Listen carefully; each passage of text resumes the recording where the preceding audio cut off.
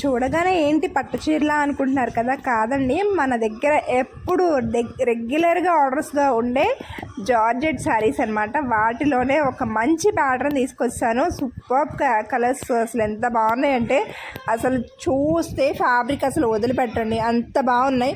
Saris colour combinations కూడా చూసారా ఎంత బాగున్నాయో. అసలు గ్రీన్, ప్యారెట్ గ్రీన్కి రెడ్ కాంబినేషన్ అయితే అదిరిపోయింది.